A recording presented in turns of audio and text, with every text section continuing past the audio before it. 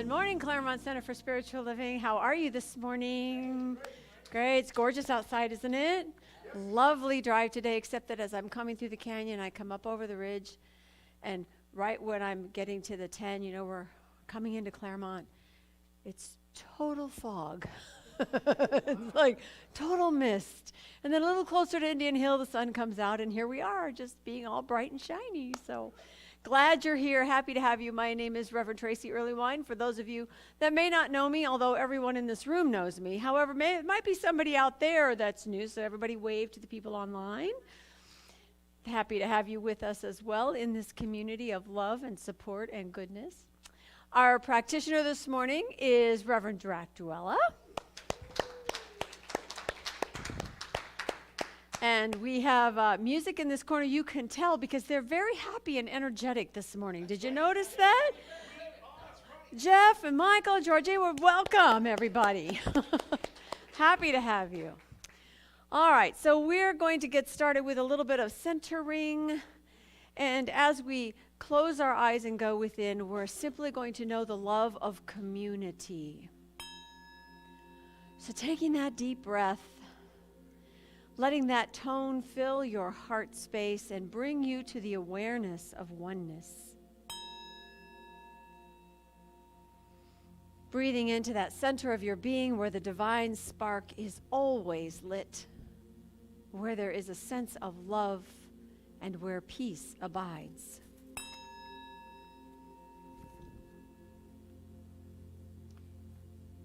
So today I'm going to read from Lessons in Truth. And before I do so, let's center ourselves. Let's center ourselves in the knowing that we are all divinely and sacredly guided by an energy, a magnificent force that carries all wisdom, all knowing, and all love on the wings of its every essence, and that this resides in each and every one of us, expressing through our minds, expressing through our hearts, and expressing through our bodies, eloquently and perfectly in every moment. We know that we are guided. We know that we are open. We know that we are present to everything in this moment. And so it is. And so, Emily Cady, Lessons in Truth.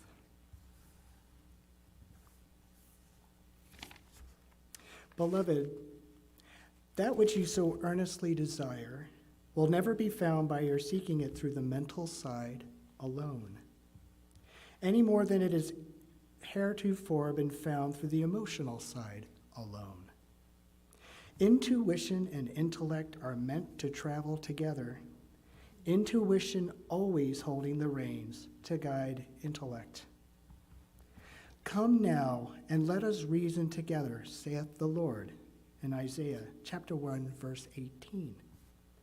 If you have been thus far on the way cultivating and enlarging only the mental side of truth, as probably is the case, you need, in order to come into the fullness of understanding, to let the mental, the reasoning side rest a while. Become like children, Matthew chapter 18, verse 3. And learning how to be still, listen to that which the Father will say to you through the intuitional part of your being. The light that you so crave will come out of the deep silence and become manifest to you from within yourself, if you will but keep still and look for it from that source.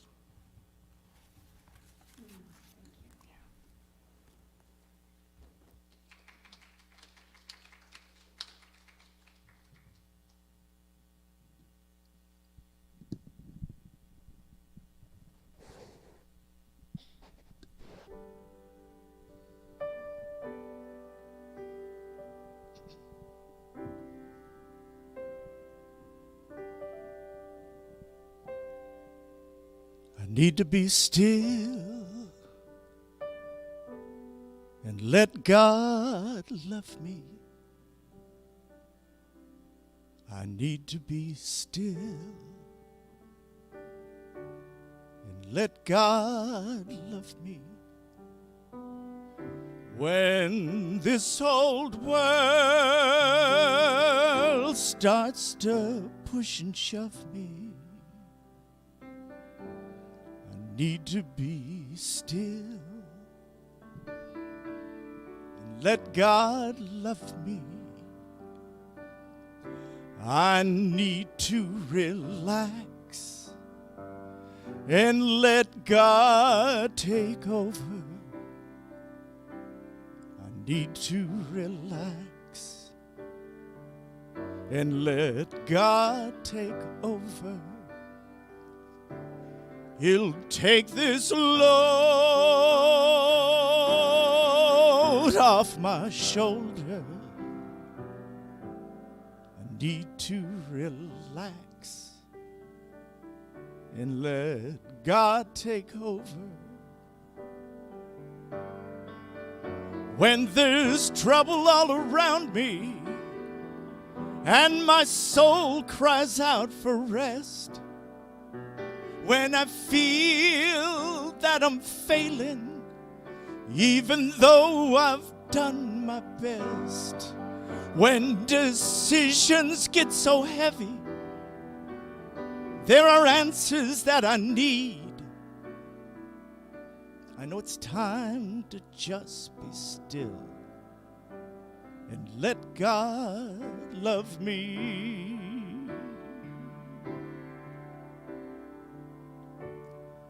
I need to be still.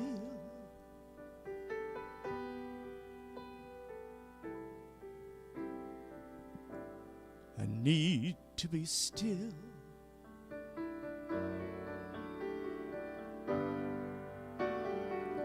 When this old world starts to push and shove me,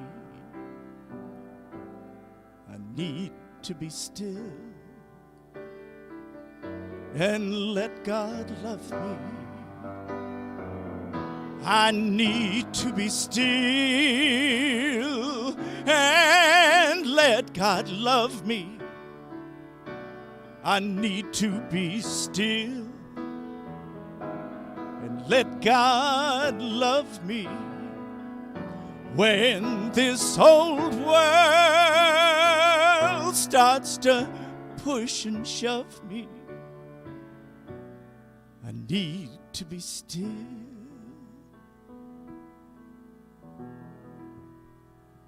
Let God love me.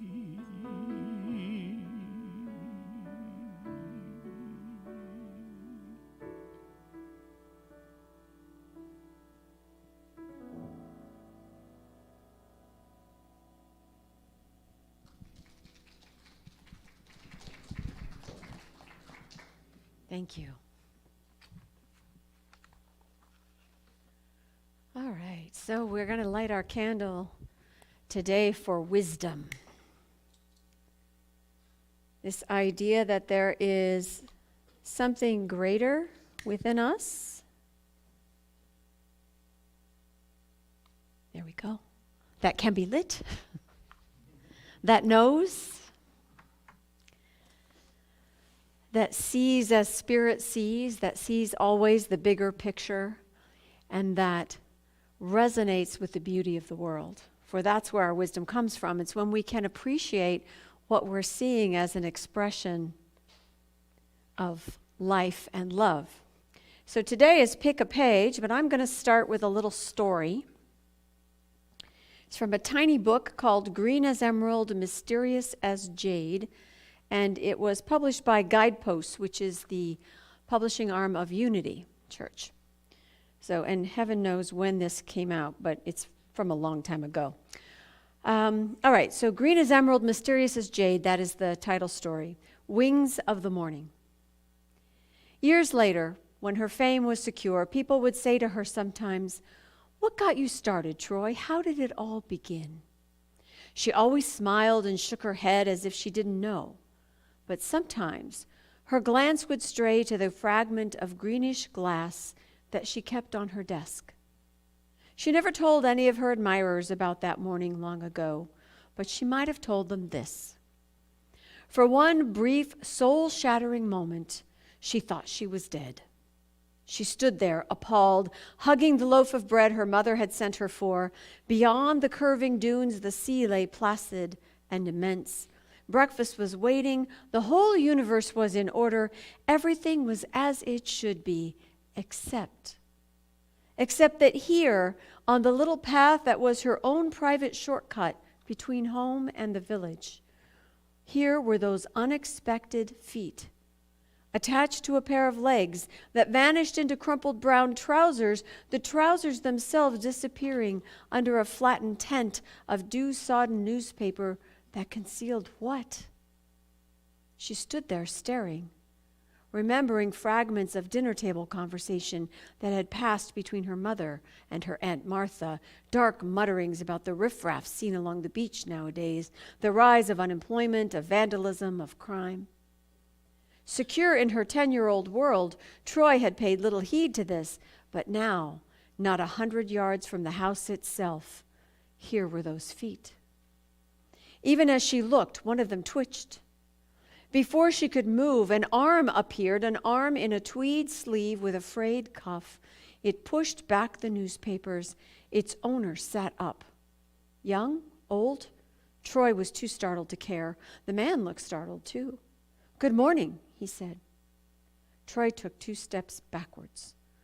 The voice was gentle. The words held no menace, but the sand-powdered hair, the dark shadow of beard, these were not reassuring. "Go ahead," he said approvingly. "Run. I won't chase you. When I run, it's always away from something these days." He turned his head stiffly. "That's your house over there, I suppose. And they sent you to the store for bread, right? Tell me, do people really still make toast for breakfast?" Troy stood motionless, poised between flight and fascination, a creature who slept under damp newspapers, who ran away from things, who doubted the existence of toast for breakfast. Such a phenomenon might be undesirable. It might even be dangerous. But it was not to be met with every day. Troy's heart thudded wildly, but she stood her ground. The man untied one of his dismal shoes and emptied out a stream of sand. "I'm obliged to you," he said politely, "for waking me.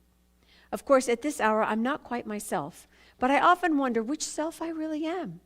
A jobless newspaper man, a frustrated poet, a fugitive from reality, or a victim of circumstance. I suppose you think I'm just a beachcomber. Maybe you're right." Troy shook her head slowly, feeling a pang of guilt lance through her. If she did not return soon, her mother and her Aunt Martha would be worried. They would start looking for her, and if they found her here like this... He smiled at her, suddenly looking much younger. "I do know one thing.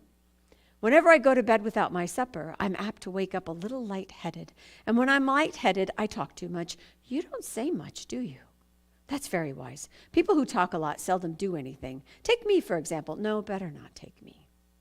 I wouldn't advise it. Let's talk about you. You're going to be something, I'm sure. Otherwise, you wouldn't be standing there. You'd be running. But you don't run, you see? And that's the difference between us." Still, she stared at him, puzzled, confused, but aware of a great sympathy, a great kindness, a warmth and understanding that she had never found at home, not since her father died. "Come on," he said coaxingly. "Tell me, what are you going to be? Actress, artist, musician, writer, or don't you know? How wonderful not to know, to have it all there ahead of you, fresh and shining, the whole untarnished future. But listen." He leaned forward, the lines deepening in his face. "I'll tell you a secret, one I learned too late.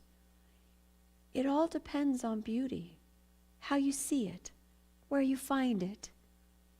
People will tell you that diamonds are beautiful and rare, and so they are. But here," he scooped up a handful of sand, "right here are 1,000,000 diamonds, if you look close enough. Or this," he tossed her a fragment of glass, its edges worn smooth by sea and sand. "Worthless, they'll say. But hold it up to the light. It's green as emerald, mysterious as jade, smooth as jasper. A shadow moved between them, overhead a questing gull. Bright-eyed it hovered, riding the silver stream of the wind. There, he said, pointing, that's what I mean. It's a matter of perception, don't you see? Of intensity of perception. You have to keep looking beyond the obvious. Not just a seagull flying. Look for the pinions of hope, child. Look for the wings of the morning. The bird soared away. Troy said in a small, frightened voice, they're coming. It was true. They'd seen her. Down the veranda steps, skirts flying, came Aunt Martha. At her heels, still in pink dressing gown, was Troy's mother. Behind them both, ominous as Judgment Day, came Eliza from the kitchen with a cleaver in her hand. Troy's companion hastily fitted on his shoe. I'm sorry, he said, but I warned you. I always run away. He ducked sideways through the golden seaweed. Troy stood still and watched him go. She did not move until Aunt Martha's hand was hard on her arm, and Aunt Martha's voice was in her ears, metallic and shrill. That horrible, horrible man. Telephone the police. What did he say to you? What did he try to do? Nothing, Troy said. Nothing. But that was a lie. And she knew it was a lie, and in her tight, clenched fist was proof of it. The broken bit of sea-scoured glass that was green as emerald, mysterious as jade, smooth as jasper. It's about the intensity of perception. And that's what we talk about all the time. So we have 4 little books today. We have How to Speak Religious Science, that's number 1. We have Creative Ideas, that's number 2. We have Pearls of Wisdom from Ralph Waldo Emerson, that's number 3. And we have Creative Living, which is number 4. So 2 of Ernest Holmes, 1, the How to Speak Religious Science is Dennis Merritt Jones. He's a Science of Mind minister. And a Ralph Waldo Emerson book. So the way this works, if you don't remember, we start with a number between 1 and 4, so I know which book, and then I'll tell you what the page range is, and you call out a number, and that's the page we go to. These are little books. I probably won't ask you for a paragraph. I'll just pick one. But let's start. I got a number from 1 to 4. 1. Oh. All right, I heard 3 first, and then we'll go from there. So Pearls of Wisdom, Ralph Waldo Emerson. Let me put my stickies up here so that I don't mix them up, because then it's not that you really care, but I do have some sense of order. All right. So we have pages here between 1 and 126. Pick a number. 5. Okay, I heard 5 first. So each page starts with a quote from Emerson and then a description of the explanation, so to speak. And this is comments by Eugenia Rabas. I have no idea who she is, but she loves New Thought and metaphysics, and she writes really well. So, page 5, the quote is, regret calamities if thereby you can help the sufferer. If not, attend to your own work, and already the evil begins to be repaired. So here's what she says. In so many words, if you can help a situation, help it. If not, forget it.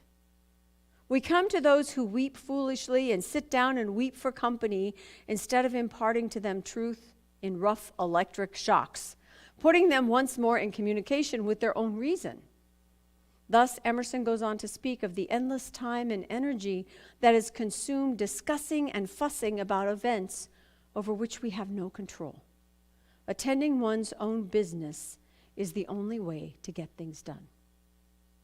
So when we talk in religious science about growing and transforming and expanding our own sense of self, our own self-awareness, our own ability to take dominion over our world, this is really what we're doing. We're focusing on what we have something to say about, what we have control over, where we know our own influence. And if part of our influence includes assisting others, Maybe it is perhaps to whop them upside the head so they start thinking again instead of being hysterical, in the most loving sort of way, of course.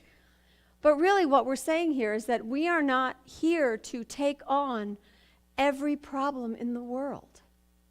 When we talk about wanting to create a world that works for everyone, we are talking about starting where we are, seeing beyond circumstances to know that something more is always happening, and to focus on the something more, whether it's within ourselves or with our family and friends or even with a perfect stranger. So we help where we can, we share where we can, we give where we can, and in that way everyone is uplifted. It does not do us any good to stay in the problem, to not see any solution, to be stuck, to cry with somebody just to keep them company, when in fact there are other ways to comfort that are also expansive. Again, Holmes doesn't say ignore the pain. He says there is pain. We are human after all. By all means, acknowledge, be present to, witness. But you can't help someone out of a ditch if you're down there with them.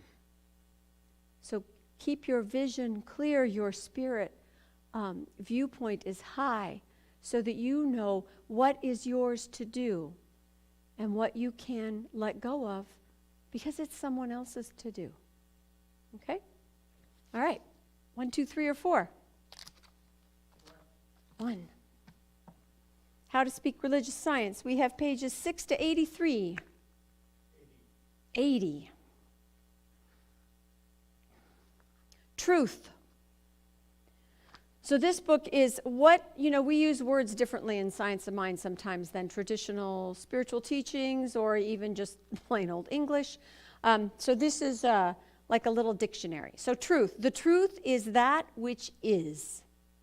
It is the cause and power in and through everything. It is birthless, deathless, changeless, complete, perfect, whole, self-existent, causeless, almighty spirit, law, mind, intelligence, reality, God.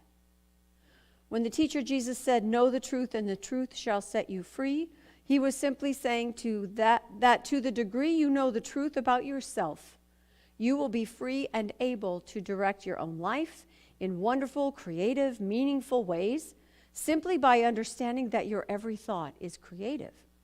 The truth about you is God in you, as you, is you. God really is all that is. Know this truth, and you are free to express your true self. Now, I invite you to replace the word God with another word of power, like love. Or you could say spirit. Or you could say nature. Or you could simply say life. And then you say things like, love in you, as you, is you. Love really is all that is. Know this truth, and you are free to express your true self. So those things that we call attributes of God, sometimes it's easier to focus on that list of words rather than the word God itself, which has its own connotations. We each have our own history with that. It may be of a comfort and it may not be of a comfort, depending on our past. So when you talk about how you live and think and move spiritually, use the words that work for you. You can even just use truth, meaning with a capital T, meaning that which is changeless, that energy of all life, of what is. Not truth as in I told a lie, but truth as in I know what is truly present, what is the greater reality, what is love expressing in this wonderful world we live in, no matter how crazy it looks. Okay? All right. 1, 2, 3, or 4? 2. 2 to 164. 12.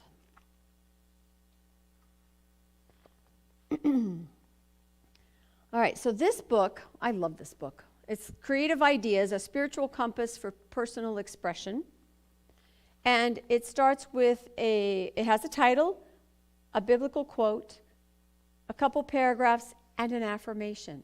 So if you're ever looking for a mini treatment to do for yourself or an affirmation, this is a good book to have on your shelf. because sometimes you're just not in the mood to write your own, right? So this one is, I accomplish every good thing. From 1 Corinthians, the same God which works all in all. We're all engaged in different activities which express our unique individualization, but it's the same God working in all of us. One power is working, one life is expressing, one energy is animating, one presence flowing through, and one law controlling each of us. The one mind, or consciousness, the one mind is working in and through us now as spontaneous expression. Back of our smallest act is the strength of the universe. Back of our smallest act is the strength of the universe. Every single thing we do is done through the power of life. And that power is infinite. We use a little piece of it. Some of us do our spiritual work and we use a little bigger piece of it. But it's infinite. Behind our thoughts is the infinite thinker. Diffused through our every activity is the divine presence. So here's the affirmation. Today I affirm that all my thoughts are formulated in the divine mind. All of my actions are sustained by the infinite energy. All the power there is and all the presence there is right where I am. If you said nothing else every day except that one phrase, all the power there is, all the presence there is right where I am, your life will change. Your life will change. It has to. I now open the channels of my thought to the influx of this divine presence, which is doing something unique and different through me. I sense its impact on my thought and imagination. I see it operating through all my actions.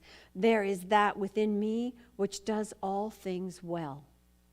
As I now surrender myself completely to that one power, that one all-knowing mind, that one presence, I become a channel for its successful expression and achievement. It's all here within us. And our job, so to speak, is to claim it, to affirm it, to know it in a greater way. Because the stronger we are in what we know, the clearer we are in our actions, in our thinking, in our direction, in our intention.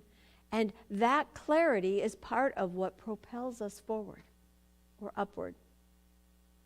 So when we are able to affirm and know that we're using the power of life that is all of life, then things like I can't, or I'm too something, or it's never gonna work, those phrases disappear.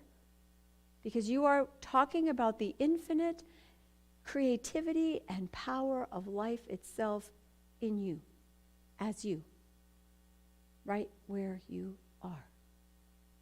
Okay, 1 through 4. 4. Creative living. 11 to 96. 27.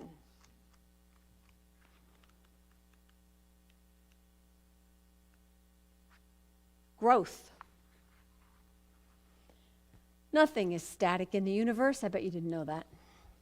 It's only as that which we possess flows through us into the multiplication of itself. You gotta love Ernest Holmes' way with words, right? Let me try that again. It is only as that which we possess flows through us into the multiplication of itself and the good it can do, that it can ever return as any good and lasting gratification.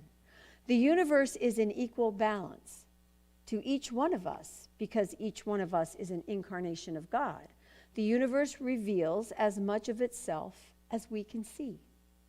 There's already something within us which is transcendent and triumphant, not only eternal in the duration of time, but omnipresent in the now in which we live. All right, so let's unpack this one a little bit. Everything changes. That's the beginning. And it's only as we recognize and surrender to what's flowing through us that spirit multiplies out in the world. In other words, we talk a lot about wanting to bring our spiritual nature into our daily life. So we have to realize that whatever we're doing is spirit in action. And as we filter this energy through us out into the world, it's multiplying. Its effects are spreading based on how we are putting it out there. So energy is energy, right? And let's say perseverance is perseverance. Now, I can absolutely not give up my argument and my need to be right, and that's what I'm putting out there. Or I can persevere in my knowledge that there is a way forward in a particular relationship that is healing for all, and that's also going to be true. So how we apply the energy of life is up to us. Just remember that however we do that, it will multiply out into the world. In other words, we can't help but have an impact on those around us. The universe stays in balance, which means we're only going to see the spiritual nature of life as much as we personally are able to recognize it. So the enlightened being that sits on the mountaintop and is at peace with the entire world and sits motionless for months on end, that's not me. That's not my expression of life or my spiritual nature. Perfect for them, not perfect for me. Which means what I see in the world is unique to me. The way I see it is unique to me. Anybody have a friend that's colorblind? Yeah, or if you are colorblind, you see colors, but not the same colors everybody else sees. And when you think about it, how do we know we all see the same colors? We might call it green, but how do we know we see the same green? We don't know. But the point is, I can only see what I can see of spirit. Spirit's only going to show me, it'll show me everything, but I won't recognize it, right? So it's up to me to continuously use that piece of myself which is already transcendent and triumphant. I have to know I can be more. I have to know it's possible to see a bigger picture. I need to know in my heart of hearts that right where I am is the perfect place for me. And from here I can move forward. I can live well. I can spread joy. I need to know that. Because when I know that, that's exactly how spirit will show up. It comes down to what I know. And to remember that that nature of life is present everywhere. In me, around me, in you, around you, everywhere. You can always ask a question, too, if I say something that's just as convoluted as Ernest. So feel free to shout out. Because, I, too, love words and can get tied up in knots. All right, 1 through 4. 7. Try again. 3. And then 7. I'll do that. I'm happy to do that. What do we have on 7? Another quote from Emerson. Oh, this is a favorite. It's easy in the world to live after the opinions of the world. Opinion. It's easy in solitude to live after our own. But the great man is he who in the midst of the crowd keeps with perfect sweetness the independence of his own thought. How many times have you been in a group of people where everybody's looking at something the same way and you're not? The whole coffee break room at the corporate office where everybody's moaning about something, or did you hear the latest horrible thing that just happened? And that's not your conversation. That is the acid test of self-confidence, not to be disturbed by what others assert to be true, but which does not happen to be true for us. To listen with an open mind and to dismiss without irritation or judgment what does not appeal to us is to hold on with perfect sweetness to the independence of our own thought. We must have harmony within before we can have it without. And I think that's the key. It's to be in the midst of that and to let it be what it is and not take it on without irritation or judgment. Oh, yeah, darn. That's kind of where I missed the boat. Because, I listen to those people going on and on and on. I get my nails done. I don't know how many of you have been to a hair salon. for whatever reason. But and some of the people are very nice. Everybody wants to live a good life. But oh my goodness, is there not something else to talk about, right? So how to let that be what it is for them without my own irritation or judgment, there's the spiritual growth. There's the path. I can know my own opinion out in the world. I can take a step back from what's being said or what's being blasted over the airwaves. I can step back and know that that's not true for me. I can even have a conversation with someone I love who's maybe on the other side of the political fence and know that that works for them, it doesn't work for me, we're good. But to truly be able to do it without irritation or judgment, that's the spiritual growth. Because if I'm irritated or I'm critical, I'm energizing it. I'm going to attract more of it. It speaks to something in me which is unsure.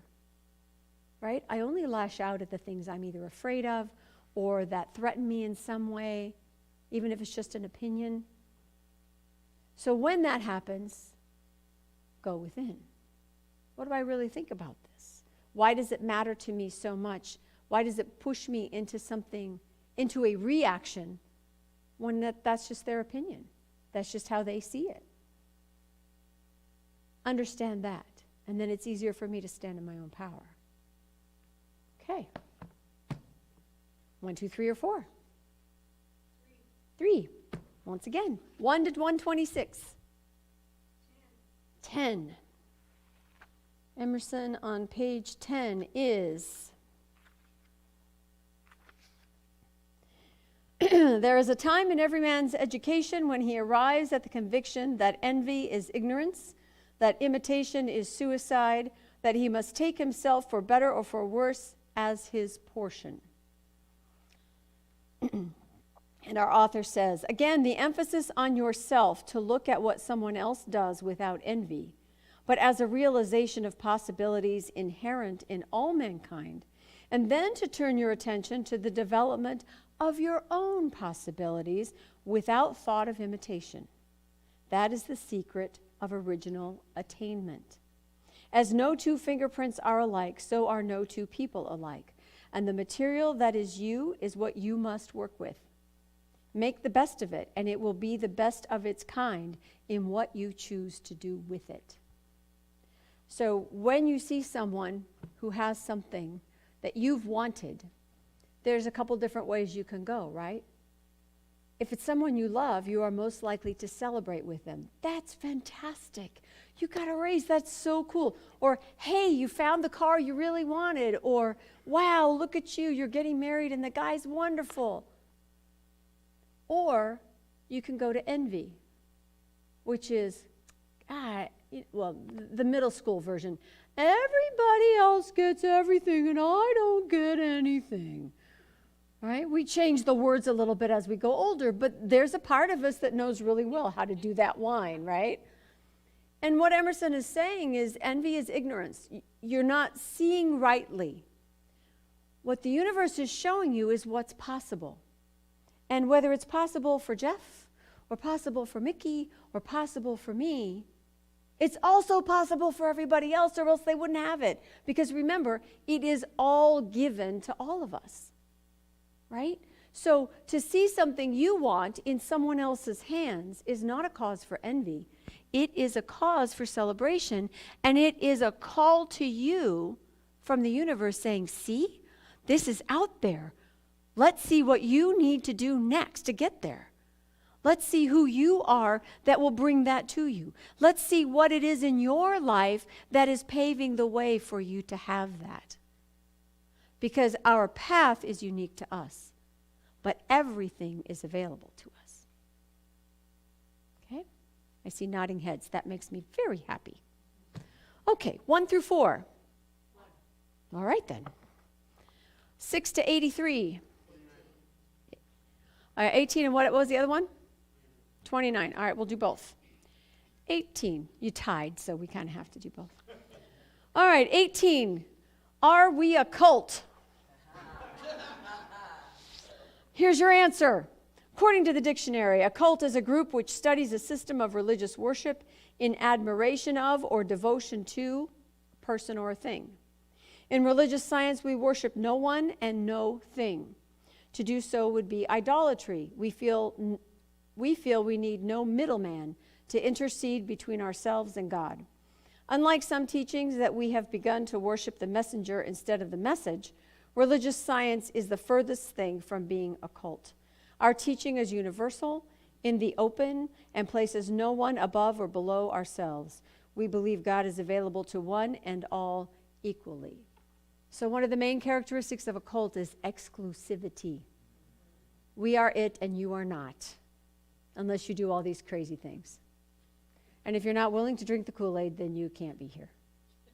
And religious science, we're more like, oh, okay, paganism, sure, come on in. Oh, you're Catholic? Oh, we've got something for you. And Buddhist, yeah, Oh, Muslim, that's interesting. Okay, let's see where we overlap.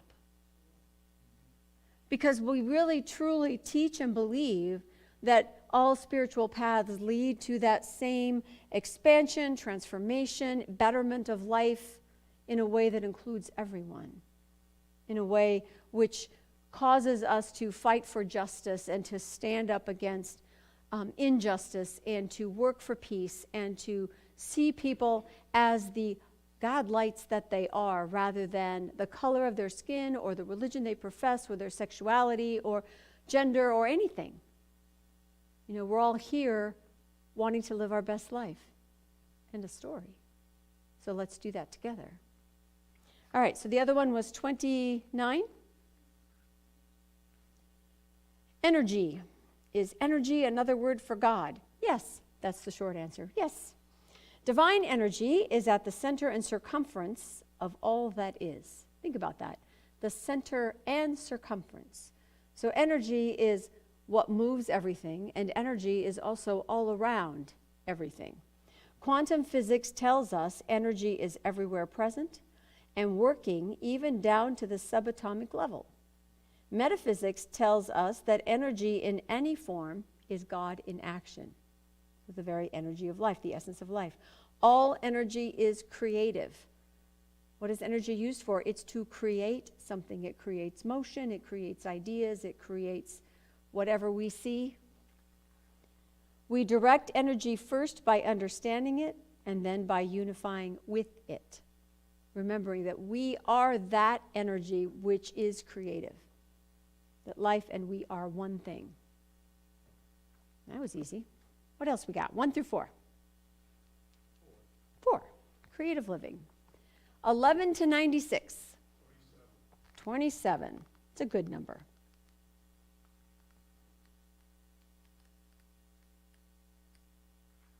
We already read that. Growth. We are still growing. Okay, so I'll just read another paragraph out of that same chapter. How's that? There is what we call big and what we call little. But as the stars are not big, the atoms are not little as substance because they're identical. One is made up of a lot of the other. How can we say then that one man possesses more power than another? One man may use more power, but we all use the same power. One man does not have greater joy than another. He may experience greater joy. Everyone has access to all the joy there is. It goes back a little bit to our envy, right? It's like seeing somebody else experiencing something is just showing us what's possible, allowing us to make a more informed choice, allowing us to choose in our life how to direct ourselves. It also says big and little don't really matter to spirit, because at the level of energy, there's not big and little.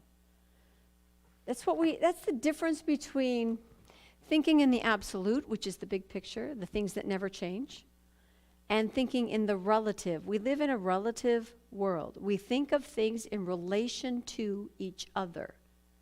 We think about our own relationships. How are we? Are we married? Are we in-laws? Are we children? I mean, we have roles, right? We think about the world in terms of, oh yeah, my house is just a mile from Ralph's, you know. we think about things in relation to other things.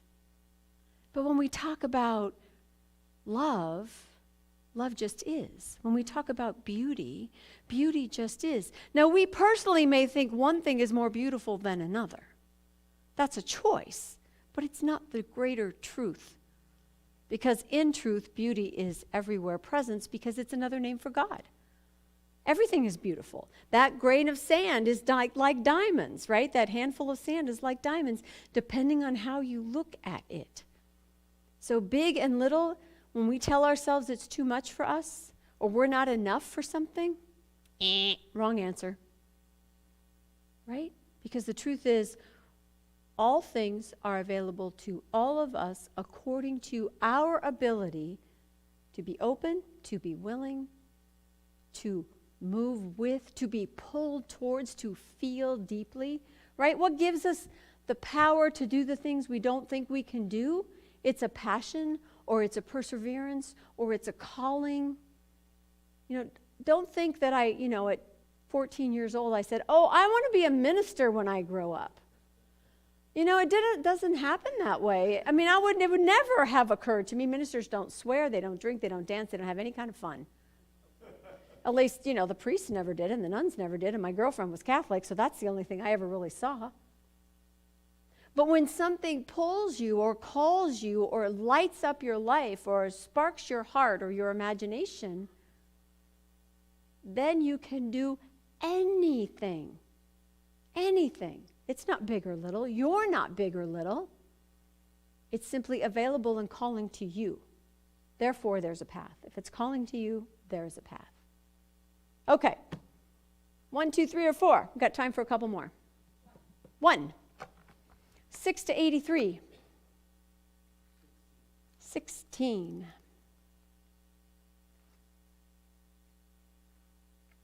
Is the second half of 15. So we'll read them both. Christian. Do we consider ourselves Christians? A Christian, by definition, is one who believes in Jesus and follows his teachings.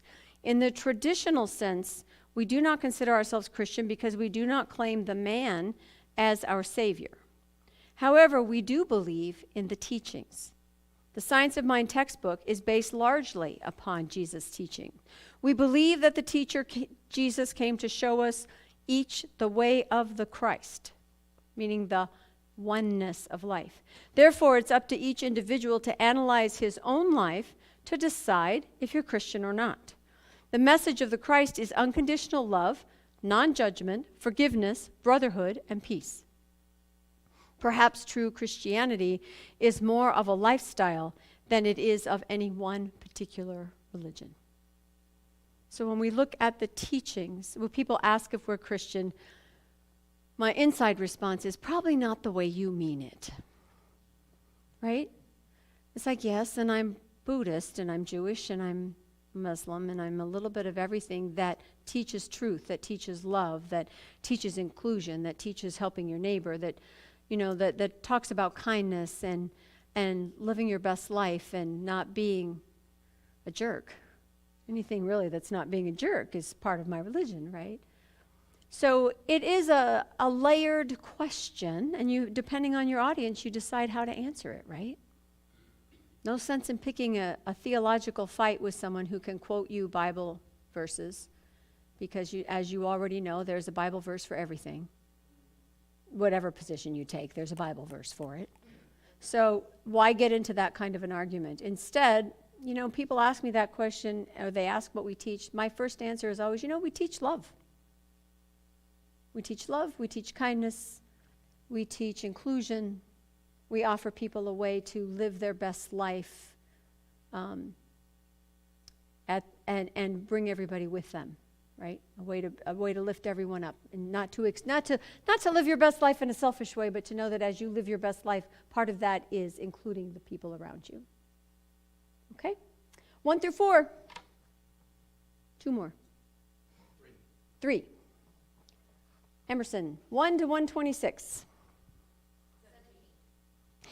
I heard a couple sevens. What did I hear? 7? 17? 17 also. And what did you say also? Okay. You You picked the book, so all right, I got it. 17. Don't know why I'm trying to make it more than it is. Oh, what you are speaks so loudly, I cannot hear what you say. Gotta love Emerson, you know? Everything in nature bears the imprint of what it is. We expect apples from an apple tree and roses from a rose bush. So too does man carry the imprint of what he is. No matter how loudly he protests his views and opinions, they are disregarded if not uttered in truth and sincerity. Many are deceived by disregarding the speaker himself, but this need not be. Learn to know mankind as you learn to know nature, and you will learn to detect the weed from the flower or the fruit tree from the parasite. Pythagoras said long ago, "Man, know thyself, and by knowing yourself, you will become proficient in the art of knowing others." We know when someone's being true to themselves. We know when someone is, clear in their opinions, even if they're not our own. We also know when someone is being false, right? That person who's always so nice to you to your face, always asking how you are and how things are going, so that then they can go and tell all the other people what's wrong with your life. But you're so nice to me. Have you ever, if you're part of a couple, or even maybe with your siblings or your family, you'll meet someone new, and one of you will go, they were nice enough, and the other one will go, oh no, there's something else going on here, right? There's that little spidey sense that says someone is manipulative or unclear or dishonest, maybe even just dishonest with themselves. We know. We need to trust that. And if we don't want to believe it, then we need to check it out, right? We need to talk to people. We need to ask questions. We need to ask ourselves, am I uncomfortable because it's triggering something in me? Maybe they're not the bad guy. Maybe I just have a little something I need to work on. But we can trust this idea that our actions speak louder than our words, true for us and true for others, and to consciously be aware so that we take appropriate action, so that we don't back away too quickly, so that we don't jump in complete faith to someone who's going to use us and abuse us, right? Personally, I'd rather err on the side of kindness, being kind to someone who doesn't deserve it. But really, I can trust my intuition, I can trust my first impressions to at least raise a flag if there's a reason to question. And it doesn't have to be bad, and I don't have to be mean about it, but I can certainly be honest about it, because then I'm honest with myself too. And we all know that gets us a lot further than not. Okay, last one, 1 through 4. 2. I heard 2 loudest. You want to pick the page? 45. Which is half of 44. So, I use my abilities. The quote is from Romans, "There is no power but of God." The secret of affirmative prayer lies in the realization that there is a power of good in the universe greater than we are, and we can use it. All scientists know that they take power out of life, they do not put it in. And so it is in dealing with that more subtle energy and power which we call mind or consciousness or spirit. One of the first things to do is to learn to accept and to expect the power to flow through everything we do. We must combine our belief in this power with the conscious use of it for definite purposes. We have greater ability and resources than we have yet imagined. And the affirmation, which we will end with, is this: believing that there is an infinite power in the universe, a power of good greater than I am, I now accept its action in my life. I know that there is a strength and a vitality, a livingness flowing through me out of everything I think or say or do. I am the very embodiment of this power, its energy and its action. There's no sense of weakness or lack of strength. Rather, the fullness and perfection of this power is always present, always active. I completely recognize and accept the flow of this power through me, manifesting itself in right ways in every aspect of my life. And there you have it, folks. Namaste.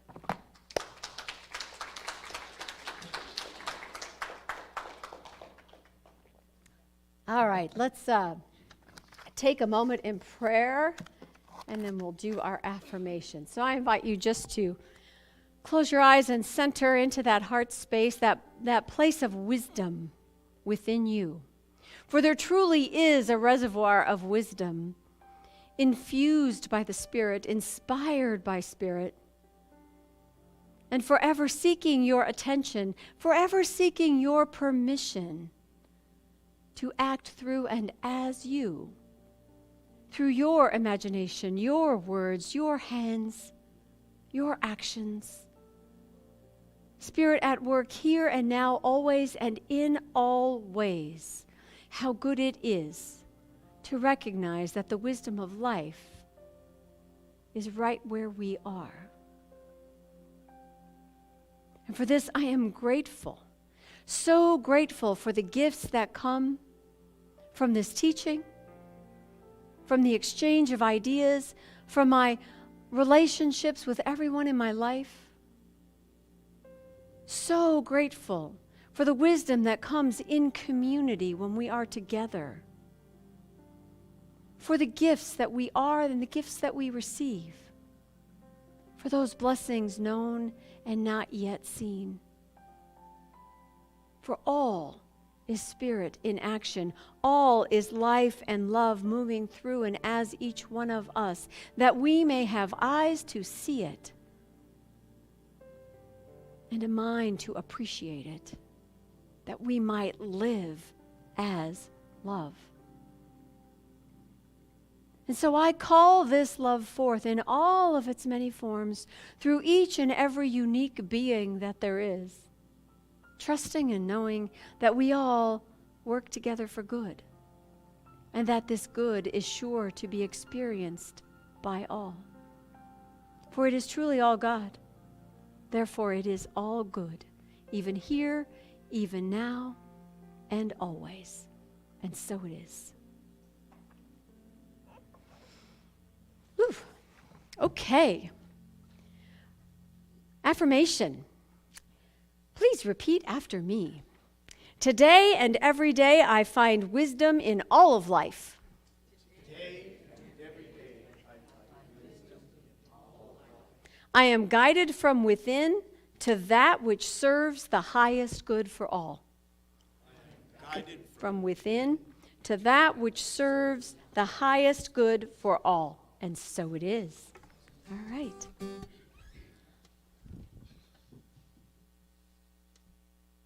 All right.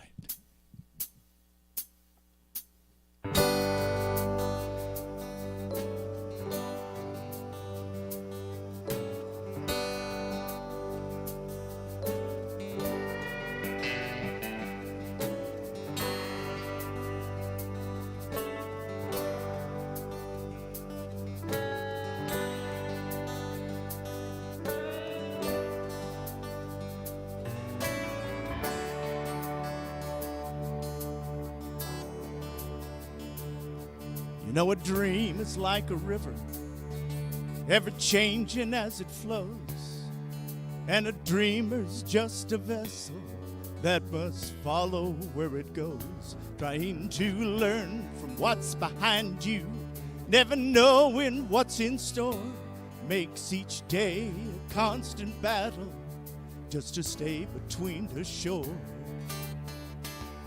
And I will sail my vessel till the river runs dry. Like a bird upon the wind, these waters are my sky.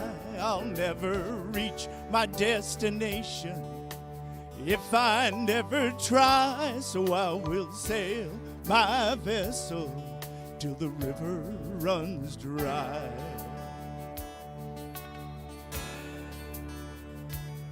Too many times we stand aside and let the waters slip away, till what we put off till tomorrow is now become today. So don't you sit upon that shoreline, say you're satisfied. Choose to chance the rapids, dare to dance the tide.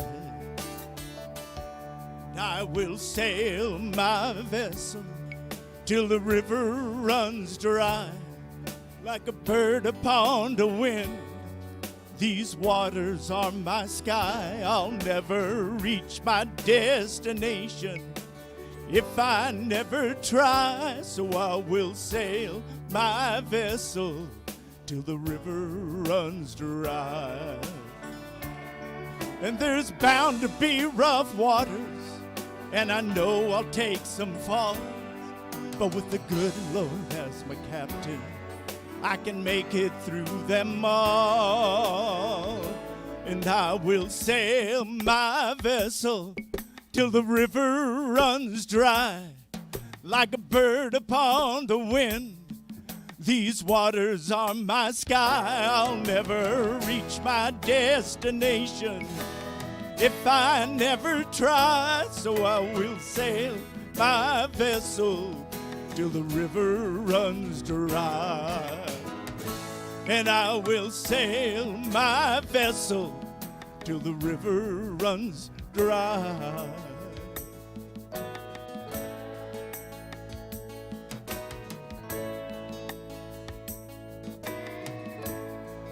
Till the river runs dry.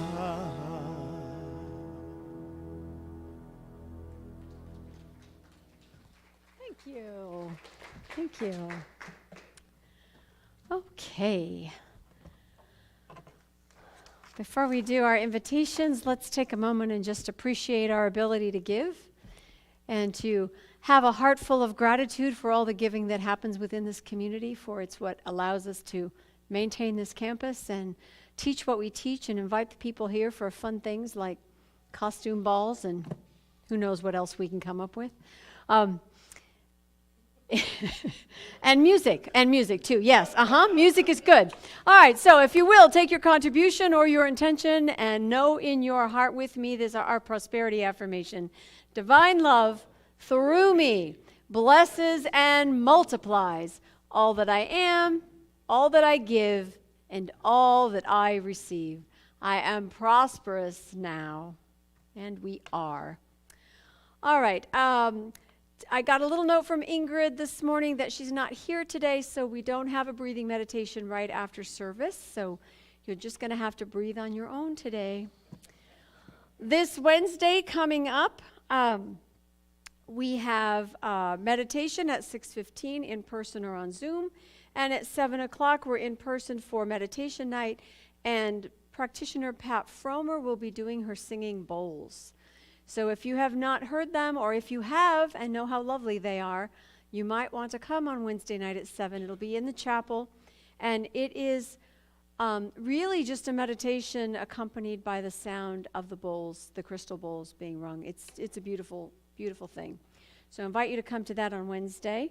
Our spring cleaning bookstore sale is continuing. There are all kinds of bargains in there. We are making room for new and exciting merchandise and books, and there's deals, people. There's deals. You should go in there and check it out. Yeah, and there's sea suckers. So if nothing else, go buy yourself a sea sucker.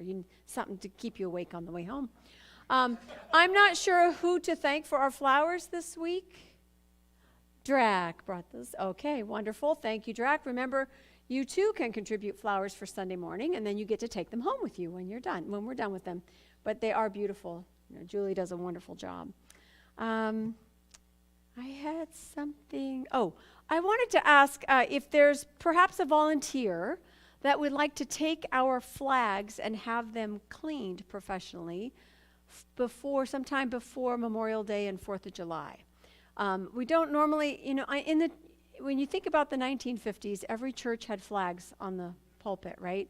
And in Science of Mind, it's not those two things don't necessarily go together. Spirituality doesn't require a nation. However, we are part of a nation, and it is good that we honor that we recognize that. And so I would like to have the flags up for patriotic holidays, and they're in bad need of cleaning. They've been I'm looking over here because they're kind of stuck back there, and they're a little dusty. So if that moves you and you would like to contribute, or you are willing to take them to get that done, let me know after service and we'll take care of that. A special shout out to our practitioner who is Drac, who is also a minister, who is also in charge of snacks in the lobby, and how much we appreciate coffee and snacks in the lobby. Yes.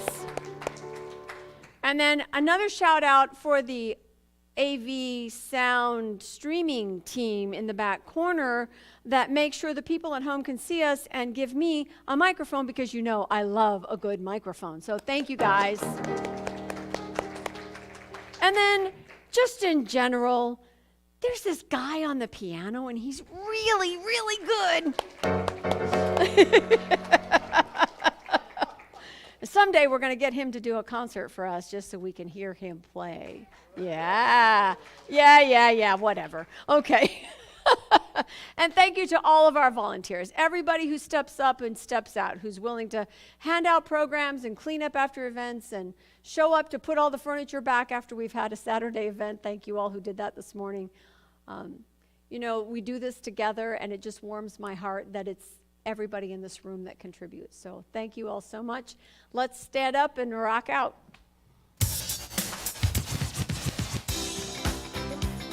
Take a look at the person next to you and say, God loves you and I love you too. Now feel the love in the sanctuary. Lift your voice and repeat after me. We come together, we come together, we come together, we come together, we come together, we come together in the name of love. From every walk of life, every walk of life, every creed and color, every